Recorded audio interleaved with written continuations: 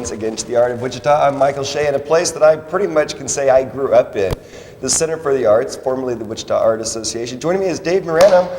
We've got Chrome on the range here. Absolutely. This is our forte into motorcycle culture. We came up with a show called Chrome on the Range, obviously referencing our regional ties here. And we wanted to showcase some regional custom motorcycle culture, which normally we don't exhibit in our gallery space here. But it's really been a fun ride, so to speak, for us to get involved with some of the local more colorful people in the community that do involve themselves in motorcycle culture and motorcycling. This show specifically is pinpointed towards customization, i.e. the Chrome moniker. People taking their personalized motorcycles and giving them much of a signature by chroming things out, taking them apart, repainting them, things like that. So. And of course, there's so many different styles. Well, let's kind of start with just a little bit of the history. I know that motorcycles were pretty much big until the first 40, 50 years of this century. How did we come from the big boxy ones to these really far out choppers? Okay, the short story to the history of the chopper is we had our GIs going over World War II. When they left, they were riding big American motorcycles, Harley Davidsons and Indians specifically.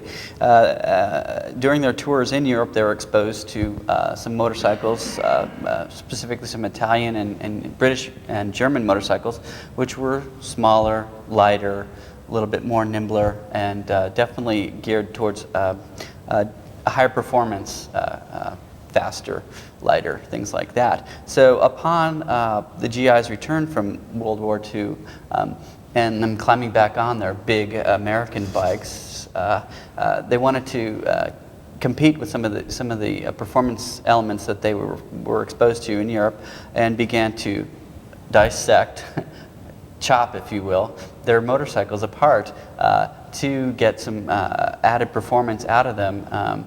By taking off fenders and the weight off and exhaust, lightening things up that way, trying to develop more horsepower out of their bikes. So it definitely started out with a very functional focus to this engineering attempt to something that you could do in the garage, say, unbolting things, taking things apart. That carried us up into the early 50s, late 40s, early 50s. And right around that time, there was an incident in California, in Hollister, California, that was covered by Life magazine about a motorcycle rally that was held there that sort of got a little bit, I guess, out of hand. Motorcycling developed this persona of outlaw, biker, gangs, different things like that. And some of these chopped motorcycles were profiled and were seen in some of these photographs. During this time as well, there became a very unique aesthetic development with these motorcycles in that there was somewhat of a shift from functionality to just pure aesthetics, where people were extending their forks and putting sissy bars on and getting very unique in their color schemes and painting and pinstriping, things like that. At the same time, paralleling this, you have a hot rod culture developing with cars of the 50s and early 60s muscle cars. Really, these cars with outrageous amounts of horsepower, chop Model A's and things, things like that. That was also going on in car culture. In motorcycling, though, one thing that developed was that a pure aesthetic was developed that had very little to do with performance ratios, where these motorcycles, the classic icon example is the Captain America motorcycle that Peter Fonda rode in Easy Rider, which has very large ape-hanger handlebars, a big sissy bar, and the front fork has got almost a 45-degree rake on it, which to actually ride the bikes, they're rideable, and certainly in that story they ride from California to New Orleans. But they're very uncomfortable. They're hard on you. I was wondering how they could do all those. They're hard to ride. I mean, just in terms of turning radiuses and sitting on a bike all day long. They're the coolest thing to look at. But in terms of performance and the actual functionality of the bike, it is less than ideal, so to speak. But you look real cool getting there. So what we tried to do here was. In Wichita, there is a focus on that here. People ride here. There's companies here that build motorcycles. There's several custom shops here. So working with those people, we tried to pick out a few bikes. Certainly, it was way beyond our scope to profile motorcycling on the whole. So we wanted to pinpoint a few things, and we did bring some choppers in here in our galleries that were prime examples of that. Not only motorcycles that are of show quality at this point in time here being 1999, 2000. A lot of these bikes don't get ridden as much as you might think, but they do exhibit them quite a bit at, say for instance, Daryl Starboard's Custom Car and Rod Show, which is a real big draw here in Wichita, which a lot of people go to year in, year out. We have some examples of bikes that fit the show quality, but we also, it was important to me to bring in something that was rideable. People were riding them every day. There is, people do get on these things and ride them around. The daily drivers. So it was important to me to have a few examples of those, and we do have those in the gallery as well. And then as a reference point, we centered the whole show around a stock 1948 Harley Davidson, the way it would have come off the showroom floor.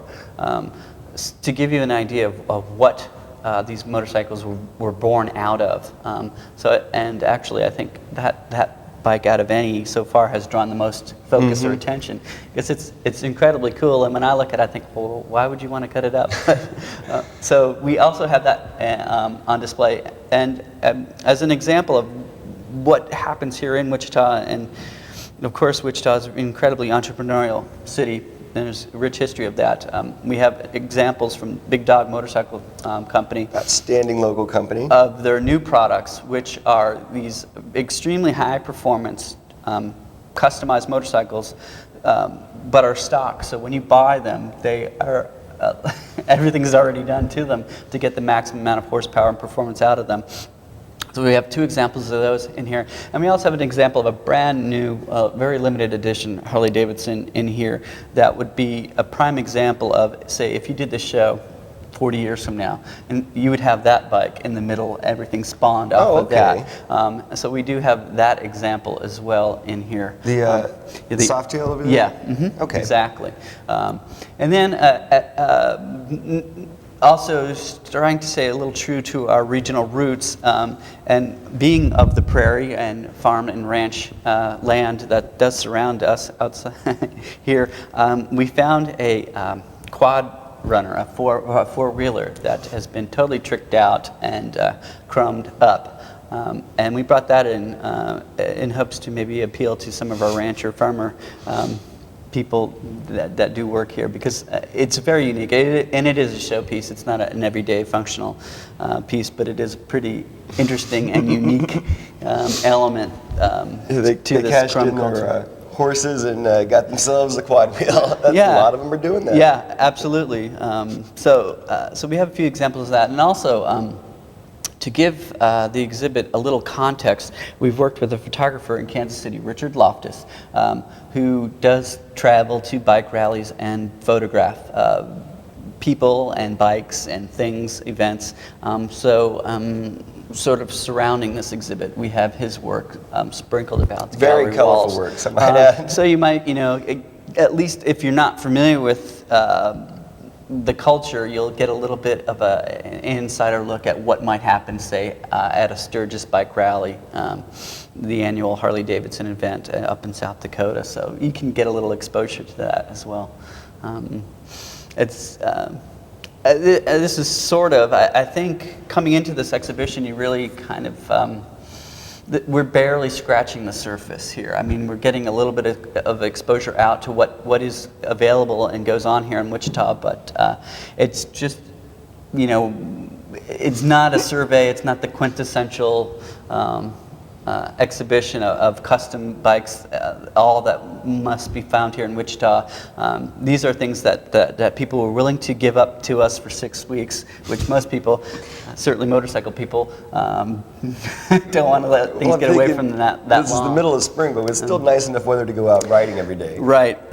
So this is just, you know, an example or a sampler of what's available and what's out there. Now you ride, don't you? Yes, I do. I'm more of a daily rider, so and I ride a BMW that I ride back and forth to work every day, and I dare say there is no chrome on it. But it's, you know, my approach to motorcycling is a little bit more from a practical, functional end of things, where I commute daily on it, as opposed to a show or an exhibition type of motorcycle. Although I'll take any one of them.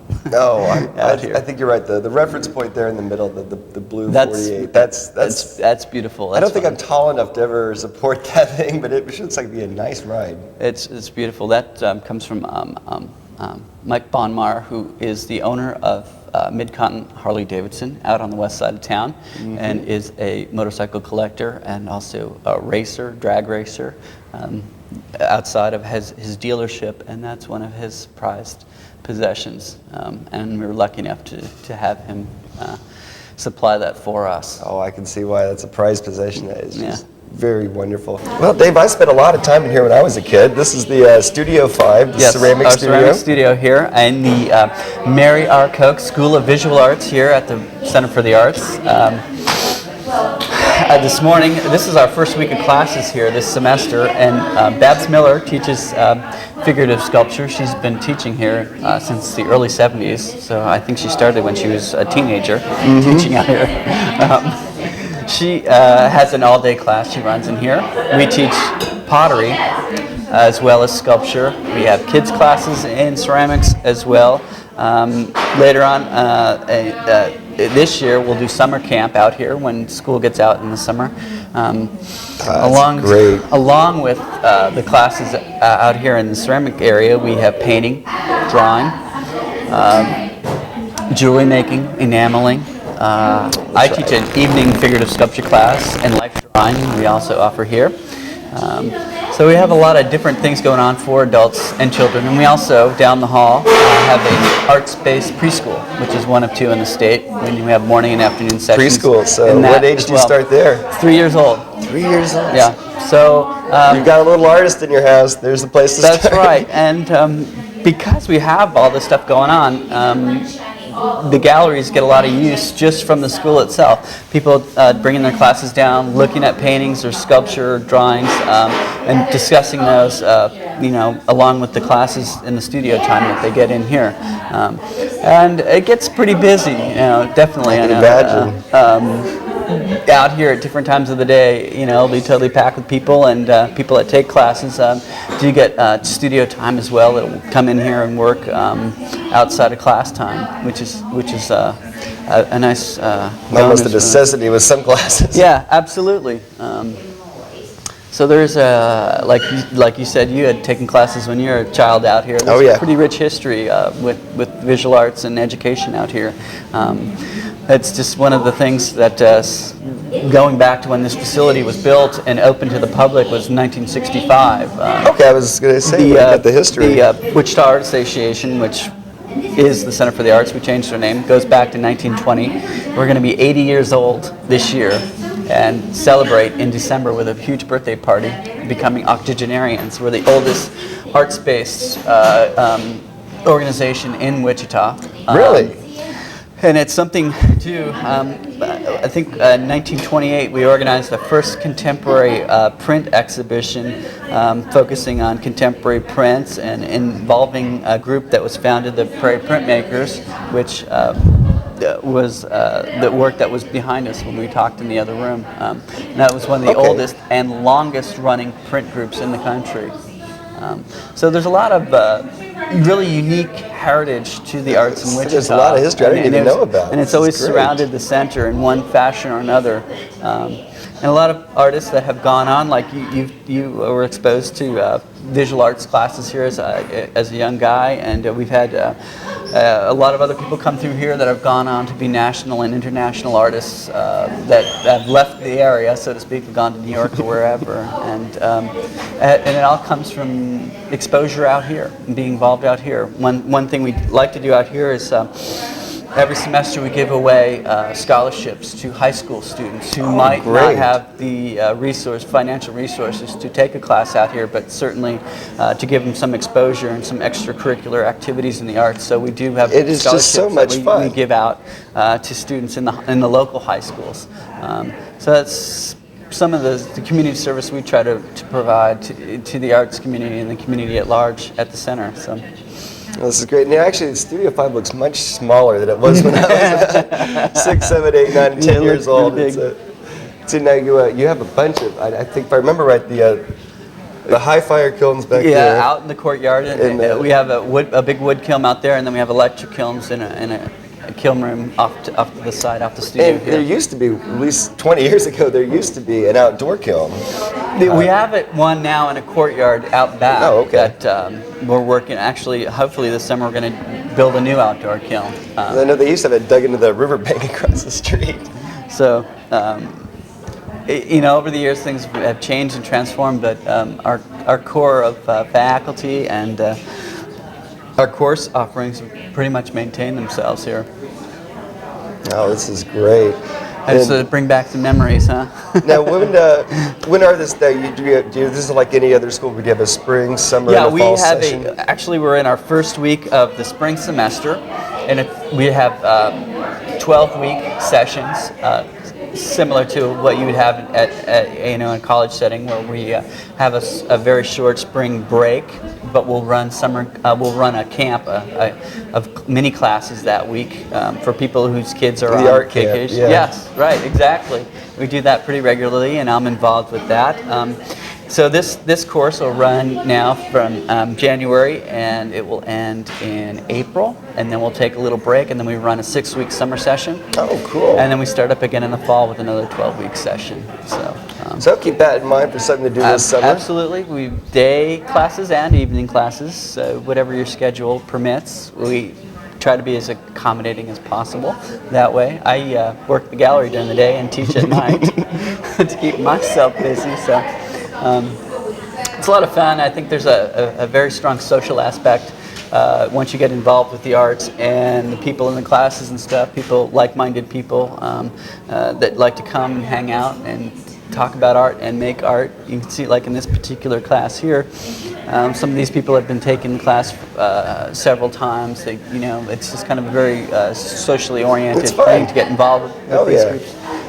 It's a lot of fun for us to be involved with these people, and I think likewise as a student, you get connected into an art community and get a lot of exposure to different things that either happen here, or at least we let you know about what's happening in Wichita at large in the arts. I'm seeing a lot of the community bulletin boards up and things. Absolutely. Well, this is great. So grab a bat and have some fun with some play. Absolutely. Come on out. You can call Jennifer Heineke, who is our education director, at 634-2787, and she'll send you a course catalog, let you know what we're doing this semester, and plan ahead for the summer semester. So. Very cool.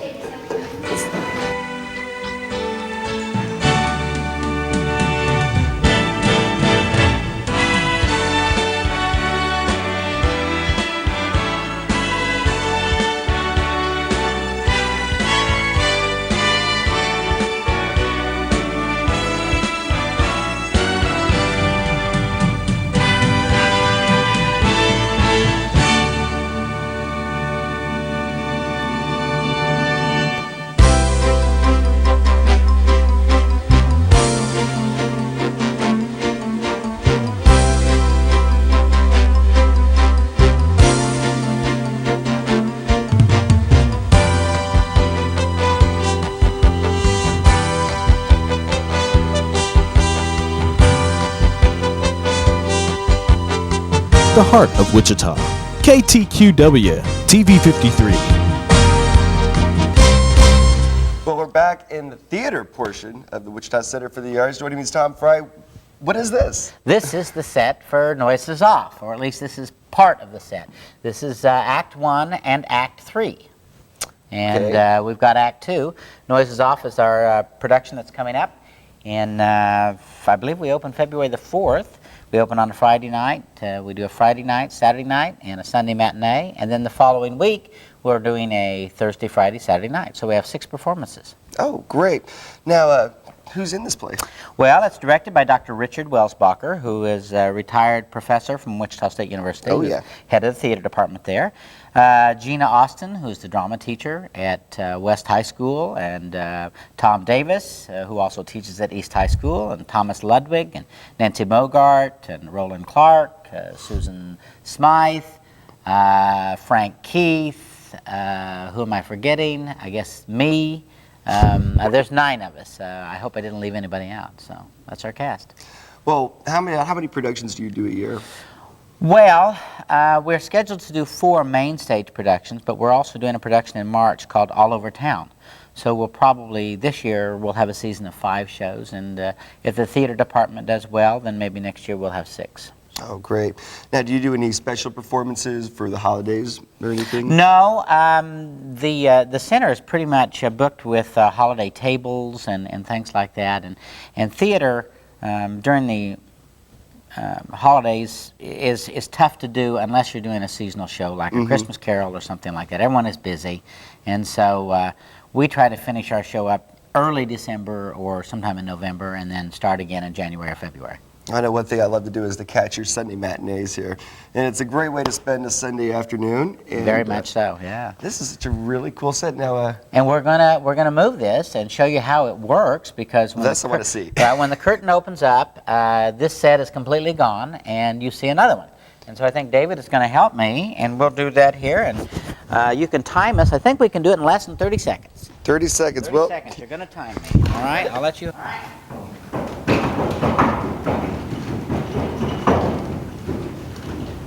I've always wondered how they did this.